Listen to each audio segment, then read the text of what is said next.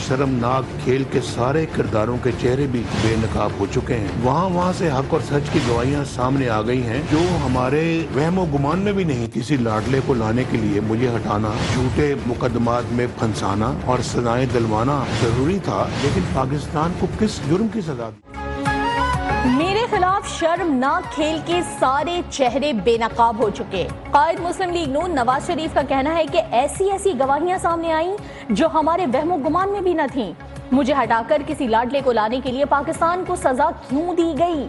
सच्ची खुशी उस वक्त होगी जब अवाम को महंगाई के अजाब से निजात मिलेगी, जब नौजवानों को रोजगार मिलेगा और बीमारों को दवाएं मिलेंगी। आम इंतखाबात की तैयारियों को बड़ा धचका। लाहौर हाई कोर्ट के हुक्म पर इलेक्शन कमीशन ने DROs और ROs की तरबियत रोक दी। इलेक्शन कमीशन ने मामले पर सुप्रीम कोर्ट से रुजू करने की खबरों को बेबुनियाद करार दे दिया। कहा, शफाफ इंतखाबात के इनेकाद से मुतालिक जामे मंसूबे पर अमल पैरा है। इस हवाले से तमाम अहदाफ को बरवक्त मुकम्मल किया जा रहा है।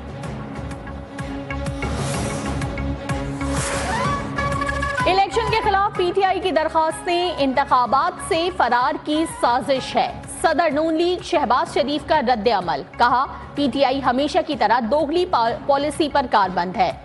IMF प्रोग्राम के हवाले से भी PTI ने यही साजिश की थी। मलिक अहमद खान ने कहा कि RO लगाना इलेक्शन कमीशन की स्वाबदीद है। इलेक्शन के अमल में रुकावट आएगी तो पूरे अमल में तातुल आएगा। पीपल्स पार्टी इलेक्शन के लिए तैयार है। उम्मीद है इलेक्शन कमीशन इंतखाबात में ताखीर की बातों पर तहफ़्फ़ुज़ात दूर करेगा।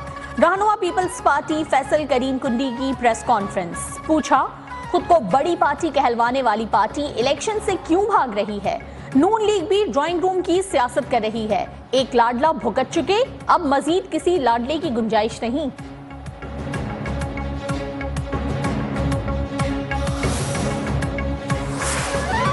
चाहते हैं ऐसा इलेक्शन हो जिस पर सवाल ना उठें। MQM के रहनुमा फैसल सब्जवारी की प्रेस कॉन्फ्रेंस। बोले, अगर किसी का कोई मकबूलियत का दावा है तो इंतखाबात में साबित हो जाएगा। हम इंतखाबात के लिए संजीदा हैं। PTI इलेक्शन से भाग रही है। 2024 का इलेक्शन आवाम और वोटर्स का इलेक्शन होना चाहिए। हमने कभी इलेक्शन के तारीखी हरबे नहीं अपनाए।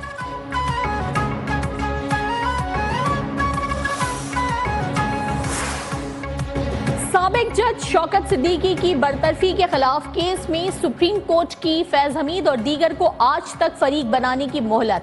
अगर आप किसी पर इल्जाम लगा रहे हैं तो इतना तो होना चाहिए कि हम उन्हें भी सुने। अगर किसी को फरीक नहीं बनाते तो उस शख्स का नाम मत लीजिए।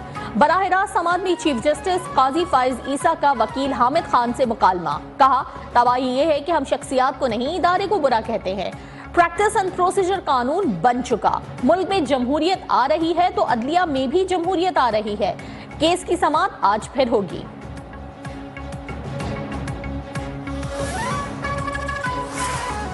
सुप्रीम जुडिशल काउंसिल की जस्टिस मज़ाहिर नकवी को जवाब जमा कराने के लिए 1 जनवरी तक की मोहलत। शो कॉज नोटिस में 1 जनवरी तक तौसी। कहा, 1 जनवरी के बाद कोई मोहलत नहीं दी जाएगी। जस्टिस मज़ाहिर गवाहान की फहरिस्त भी दें। जवाब तसल्ली बख्श हुआ तो कार्रवाई खत्म कर दी जाएगी।